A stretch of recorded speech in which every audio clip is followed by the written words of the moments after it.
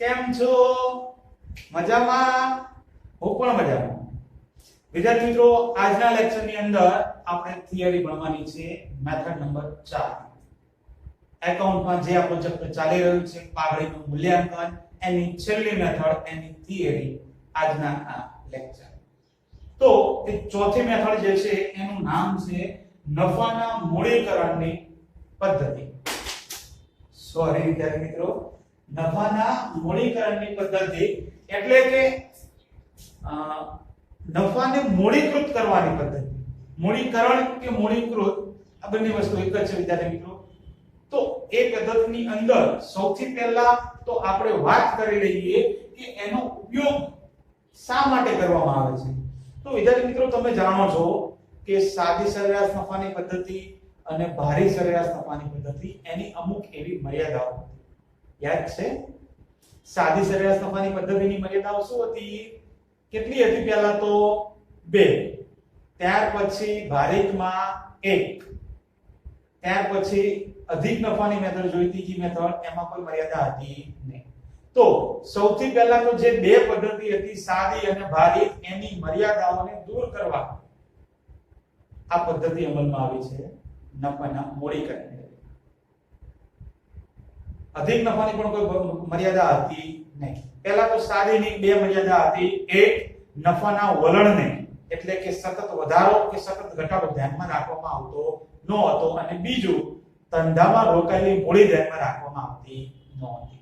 ત્યાર પછી ભારિતમાં એક જ મર્યાદા હતી. સોરી, તો એ કઈ હતી? તો કે ધંધામાં રોકાયેલી મૂડીને ધ્યાનમાં રાખવામાં આવતું નહોતું, નફાનું વલણ તો ધ્યાનમાં રાખવામાં આવતું હતું. એટલે કે એની એક જ મર્યાદા. ત્યાર પછી ત્રીજીની કોઈ મર્યાદા નથી. એવી જ રીતે આ ચોથી મેથડ નફાના મૂડીકરણની પદ્ધતિ, એનો પણ ઉપયોગ તમે જોઈ શકો છો અહીંયા આગળ ક્યારે કરવામાં આવે છે. તો કે સાદી સરેરાશ અને ભારી સરેરાશ પદ્ધતિની મર્યાદાઓ દૂર કરવા માટે આ મૂડીકરણ કે પછી મૂડીકૃત કરવાની પદ્ધતિનો ઉપયોગ કરવામાં આવે છે.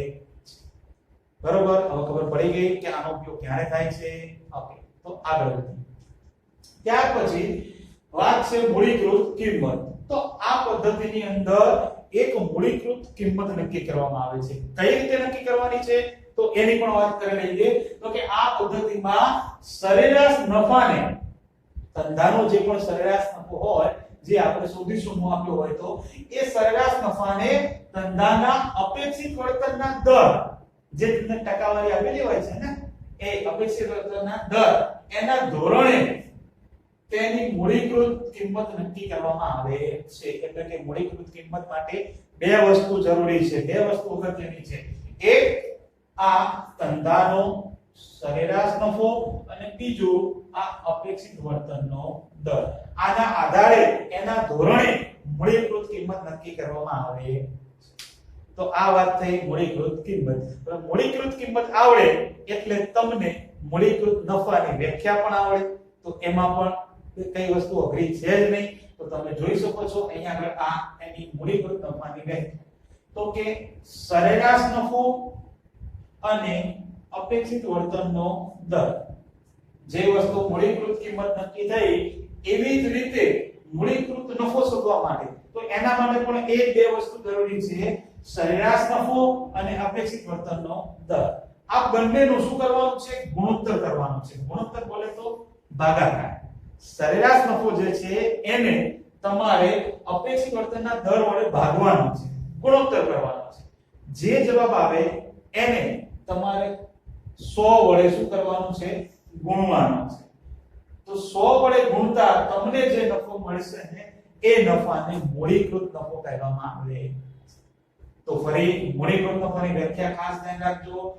મૂડીકૃત નફો બોલે તો સરેરાશ નફો અને અપેક્ષિત વળતરના દરના ગુણોત્તરને 100 વડે ગુણવાથી જે નફો મળે તે નફાને મૂડીકૃત નફો કહેવામાં આવે. આ વાત છે મૂડીકૃત નફો. તો આ મૂડીકૃત નફો મળે એનું શું કરવાનું છે? તો એને છે ને ધંધામાં જે રોકાયેલી મૂડી છે એની સાથે સરખાવવાની છે. તો જોઈ લો સરખામણી, આગળનો ટોપિક સરખામણી. તો એમાં શું કરવાનું છે કે આ પદ્ધતિમાં મૂડીકૃત નફાને, વિદ્યાર્થી મિત્રો આ ખાસ ધ્યાન રાખજો, પરીક્ષામાં પૂછાય જ છે કે મૂડીકૃત નફાને કોની સાથે સરખાવવામાં આવે છે? તો હા, આ પદ્ધતિમાં એટલે કે મૂડીકરણની પદ્ધતિમાં મૂડીકૃત નફાને ધંધામાં રોકાયેલી મૂડી સાથે સરખાવવામાં આવે છે. સરખામણી કરવાની છે કોની? મૂડીકૃત નફાને કોની સાથે? ધંધામાં રોકાયેલી મૂડી સાથે. સરખામણી થઈ જાય પછી કોઈ પણ વસ્તુની સરખામણી કરીએ એટલે તમને ખબર જ છે કાં તો વધારો જોવા મળશે, કાં તો ઘટાડો જોવા મળશે, અથવા તો ઇક્વલ જોવા મળશે. બરોબર, આ ત્રણ ઓપ્શન છે. કઈ ચોથો ઓપ્શન તો આવવાનો નથી. તો જોઈ લઈએ, જો મૂડીકૃત નફો વધારે હોય તો શું કહેવાય, મૂડીકૃત નફો ઓછો હોય તો શું થશે, અને મૂડીકૃત નફો ઇઝ ઇક્વલ ટુ હશે મૂડીની જેટલો જ, ધંધામાં રોકાયેલી મૂડી જેટલો જ હશે તો શું થશે? તો સરખામણી પરથી એક પ્રકારનું તારણ નીકળશે, જેમાં આધારે તમારે આવું તારણ છે. તો અહીંયા ધ્યાન રાખજો, મૂડીકૃત નફો ગ્રેટર ધેન, શું કહેવાય આને? Greater than. ગ બને છે ગ ટાઈપનો, તો આ ગ્રેટર ધેન ધંધામાં રોકાયેલી મૂડી. મૂડીકૃત નફો ગ્રેટર ધેન હોય, ગ્રેટર ધેન હોય એટલે કે કેવો હોય? વધારે હોય. કોના કરતા? ધંધામાં રોકાયેલી મૂડી કરતા. બરોબર, ખબર પડે? ફરી સમજાવો, મૂડીકૃત નફો ઇઝ ગ્રેટર ધેન, બોલે તો વધારે હોય. કોના કરતા? તો કે ધંધામાં રોકાયેલી મૂડી કરતા. તો એ ધંધાની અંદર પાઘડી છે એવું કહેવામાં આવે છે. બરોબર, અને આમ પણ તમને ખબર જ છે પાઘડી કોને કહીએ? જ્યારે નફો વધારે હોય તો જ પાઘડી કહીએ ને. આ તો આપણે પહેલેથી આવે છે, છતાં પણ આ મેથડમાં ખાસ યાદ રાખવાનું છે તમારે કે મૂડીકૃત નફો વધારે હોય ધંધામાં રોકાયેલી મૂડી કરતા, તો એ ધંધામાં પાઘડી હોય. ત્યાર પછી આ બીજું એક તારણ છે કે મૂડીકૃત નફો is less than is equal to, જો less than is equal to ધંધામાં રોકાયેલી મૂડી, તો પાઘડી હોતી નથી. ફરી, less than is equal to, less than એટલે શું? ઓછો, અને ઇઝ ઇક્વલ ટુ એટલે એના બરાબર. તો મૂડીકૃત નફો ધંધામાં રોકાયેલી મૂડી જેટલો હોય કે પછી તેના કરતા ઓછો હોય. આ બંને સંજોગોમાં ધંધામાં પાઘડી હોતી નથી. ફરી, મૂડીકૃત નફો is less than is equal to, મૂડીકૃત નફો ધંધામાં રોકાયેલી મૂડી બરાબર હોય કે પછી તેના કરતા ઓછો હોય, તો એવા ધંધામાં પાઘડી હોતી નથી. આ બે તારણ ખાસ યાદ રાખવાના છે. ફરી અહીંયા આગળ તમને સમજાવ્યું, બ્રેકેટમાં લખી દો તમારી જાણ માટે, તો થોડા કદાચ કોઈ વિદ્યાર્થીઓ કન્ફ્યુઝ થતા હોય તો થાય નહીં. હા, ગ્રેટર ધેન એટલે શું? થી વધુ. અહીંયા લખી દઉં છું આથી વધુ. બરાબર, તમે યાદ રાખી શકો. કોણથી વધુ હોય? મૂડીકૃત નફો વધુ હોય. કોના કરતા? ધંધામાં રોકાયેલી મૂડી કરતા. અને બીજાની અંદર શું યાદ રાખીશું? મૂડીકૃત નફો કેવો હોય? બરાબર હોય, એટલે કે જેટલો જ હોય, અથવા તો એના કરતા ઓછો હોય. ઇન શોર્ટ તમારે યાદ એટલું જ રાખવાનું, મૂડીકૃત નફો અહીંયા લખી દો વધુ, બસ આટલું યાદ રાખવાનું. મૂડીકૃત નફો વધારે તો કોના કરતા? ધંધામાં રોકાયેલી મૂડી કરતા, તો પાઘડી છે. મૂડીકૃત નફો ધંધામાં રોકાયેલી મૂડી જેટલો હોય કે તેના કરતા ઓછો હોય તો પાઘડી હોતી નથી. આ કારણ પરથી, આ બે પોઈન્ટ પરથી તમારે આ એનો કન્ક્લુઝન, આખો સારાંશ નીકળે છે આ પદ્ધતિનો. બરોબર, તો આ વસ્તુ તમે પરફેક્ટ સમજી ગયા છો.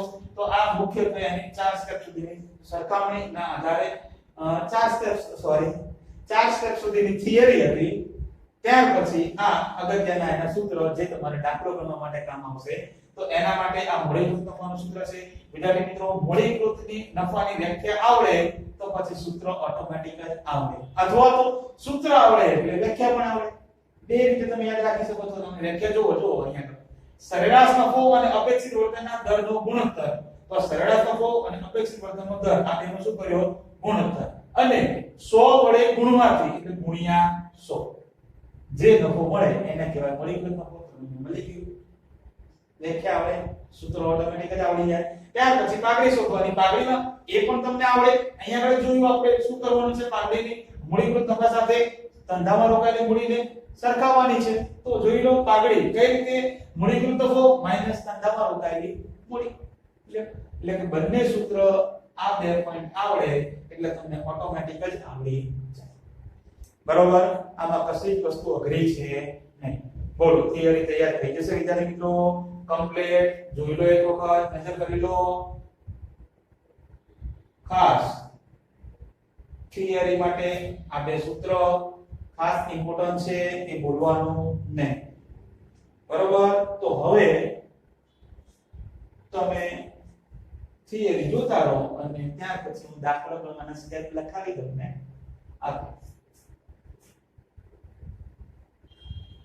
થિયરી ને ફટાફટ તમે યાદ કરો. ખાસ તો એના સૂત્ર તૈયાર કરી નાખો, બંને સૂત્ર, જેથી તમને દાખલા જલ્દી આવડે ને. હા, બીજું તો કઈ નહીં, તો વધારે તમને આવડી જશે. વધારે આવડશે તો તમને ફાયદો થશે અને તમને ફાયદો થશે એટલે અમને ફાયદો થશે. બરાબર. તમારા માતા પિતા ખુશ થશે અને ફી એવી થોડી વેલી ભરશે અને પૂરી ભરશે. હા, તો વિદ્યાર્થી મિત્રો અહીંયા આગળ આજે આપણે નફાના મૂડીકરણની જે પણ કઈ પદ્ધતિ છે એની અંદર બે રીતના દાખલાઓ આવે છે. તો અહીંયા આગળ હું બે ભાગ પાડી દઉં છું. સૌથી પહેલા તો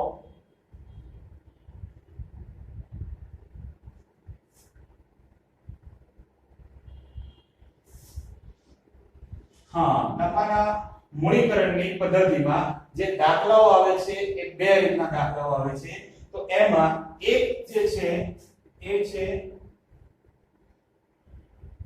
અધિક નફાને મૂડીકૃત કરવાની પદ્ધતિ. એક હશે આ અધિક નફાને મૂડીકૃત કરવાની પદ્ધતિ અને બીજી બાજુ છે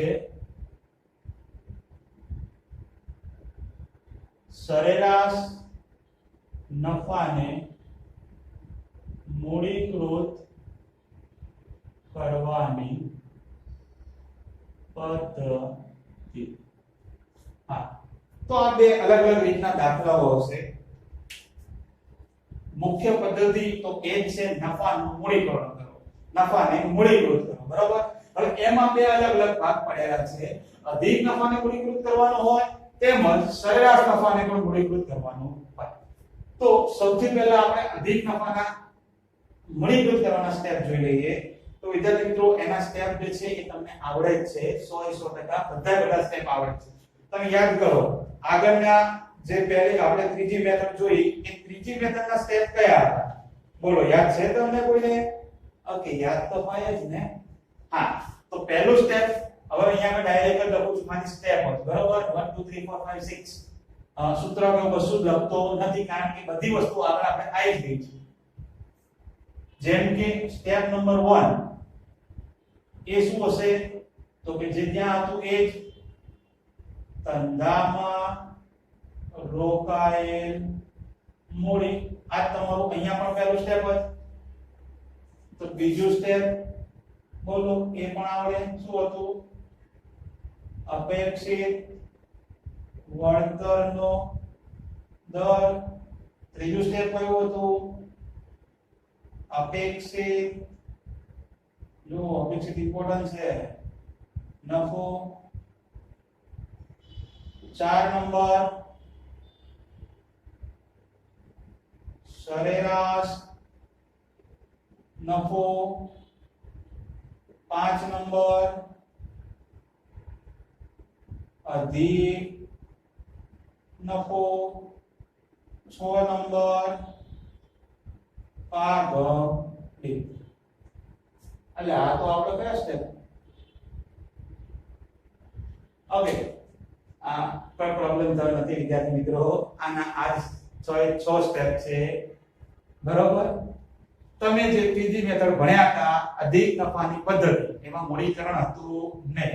અહીંયા આગળ અધિક નફો તો છે પણ એને શું કરવાનો છે મૂડીકૃત કરવાનો છે તો જો અહીંયા આગળ તમને કોઈ સ્ટેપમાં ચેન્જ દેખાય છે એના એ જ 6 સ્ટેપ છે કે નહીં મૂળ ધંધામાં રોકાયેલી મૂડી એનું જે સૂત્ર હતું એ જ અહીંયા વાપરવાનું છે કુલ મિલકતો માઈનસ કુલ દેવા અપેક્ષિત વર્તનનો દર રકમ આપેલો છે ટકાવારીમાં કોઈ પ્રોબ્લેમ નથી અપેક્ષિત નફો પહેલો ગુણ્યા બીજું તમને ખબર જ છે ઓકે સરેરાશ નફો હવે એમાં બે ઓપ્શન આવશે સાદીના આધારે અથવા તો ભારિતના આધારે એટલે એ પણ તમને ખબર જ છે ત્યાર પછી અધિક નફો કઈ રીતે શોધતા ચોથું માઈનસ ત્રીજું એ પણ તમને ખબર જ છે પાઘડી હા થોડો એવો આ નાનો ચેન્જીસ છે તમારા સ્ટેપના હેડિંગ તો જે છે ને એ છોય છો આના આ જ છે પણ જ્યારે અધિક નફાની મૂડીકૃત કરવાનો હોય કે પછી મૂડીકરણ જે પણ કહીએ એ બંને વસ્તુ એક જ છે અધિક નફાને મૂડીકૃત કરવાનો હોય તો છોય છો સ્ટેપ તો એ જ રહેશે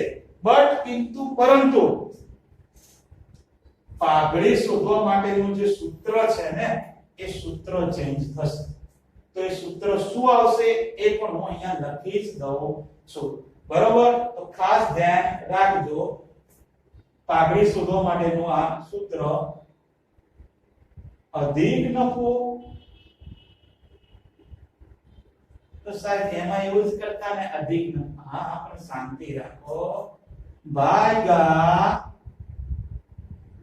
અપેક્ષિત વર્તનનો દર ગુણ્યા 100 આ સૂત્ર એપ્લાય કરવાનું થશે ખાસ ધ્યાન રાખજો લ્યો આ ખાલી છઠ્ઠું સ્ટેપ આ પાઘડી હેડિંગ તો એનું એ જ છે જુઓ જે આપણે ત્રીજી મેથડમાં આપતા હેડિંગ તો છોય છો એ જ છે પણ પાઘડીનું ખાલી સૂત્ર અહીંયા બદલાશે ત્યાં આગળ આપણે શું સૂત્ર વાપરતા અધિક નફો ગુણ્યા પાઘડીની ખરીદીના વર્ષ કારણ કે એમાં મૂડીકૃત કરવાનું હતું નહીં એના માટે એ સૂત્ર હતું જ્યારે અહીંયા આગળ અધિક નફો ભાગ્યા અપેક્ષિત વર્તનનો દર ગુણ્યા 100 અને હા વિદ્યાર્થી મિત્રો એક વસ્તુ ખાસ ધ્યાન રાખજો હવે આ તમે જ્યારે અધિક નફો ભાગ્યા અપેક્ષિત વર્તનનો દર કરો ને જો તમને જે ટકાવારી આપી છે એ તમે ભાગ્યા 10% હોય તો 10% કરી દો છો તો પછી આ ગુણ્યા 100 કરવાની જરૂર છે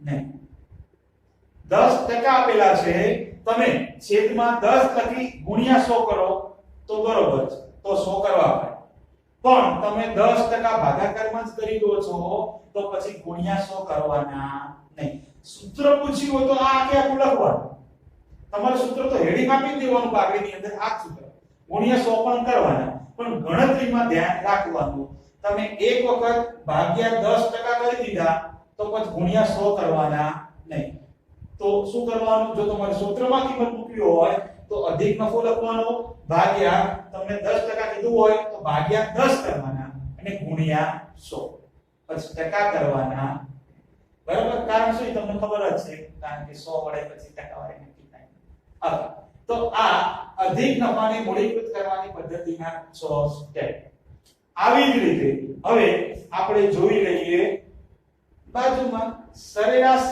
નફાને મૂડીકૃત કરવાના સ્ટેપ બોલો પહેલો સ્ટેપ આવડે શું સાહેબ તમે શીખવાડ્યા વગર ક્યાંથી આવે અરે ધંધામાં રોકાયેલ મૂડી બીજું સ્ટેપ હવે કોઈને વિચાર આવી ગયો છે અપેક્ષિત વળતરનો દર તો ત્રીજું સ્ટેપ અપેક્ષિત નફો તો ચોથું સ્ટેપ સરેરાશ નફો તો પાંચમું સ્ટેપ લે તો પછી ચેન્જ ક્યાં આવશે આ બધું એનું એમ લખું છું તો ખબર પડે વિદ્યાર્થી મિત્રો બહુ એવો નાનો ચેન્જીસ જ હોય છે બહુ એવો મોટો ચેન્જીસ હોતો નથી હા તો પાંચમા સ્ટેપમાં થોડો ચેન્જ થશે તમારે શું શોધવું પડશે મૂડીકૃત નફો પાંચમા સ્ટેપ શું શોધવાનું આ મૂડીકૃત નફો તો વિદ્યાર્થી મિત્રો મૂડીકૃત નફાનું સૂત્ર તો હવે આવડે જ છે આગળ જોઈ ગયા ને યાદ અપાવી દો ઓકે વાંધો નહીં ચલો યાદ અપાવી દઈએ શું હતું? વ્યાખ્યાયિત કરો. સરેરાશ નફો ભાગ્યા અપેક્ષિત વળતરનો દર ગુણ્યા 100. આવું સૂત્ર હતું.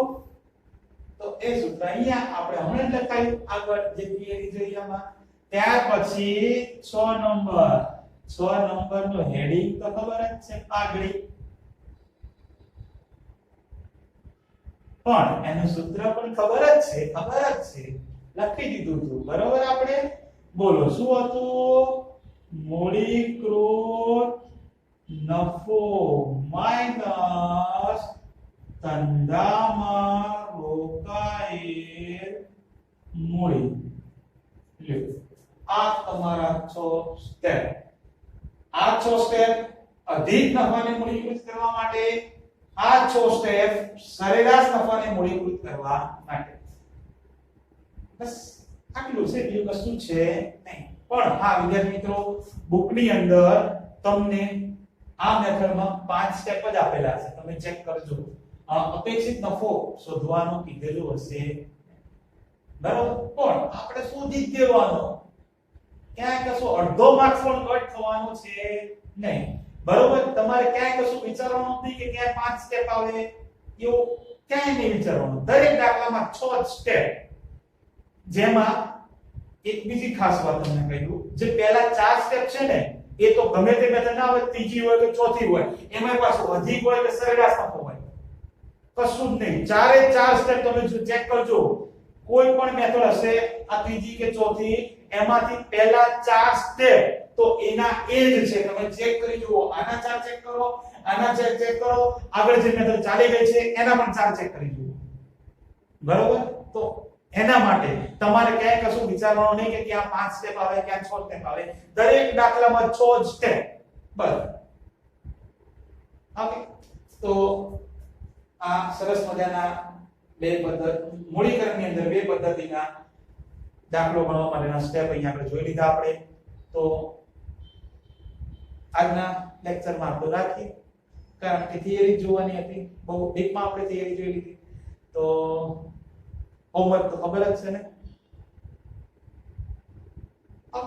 તો મળીએ નવા વિડીયોમાં. ત્યાં સુધી Tata, bye bye, C you. Please take care.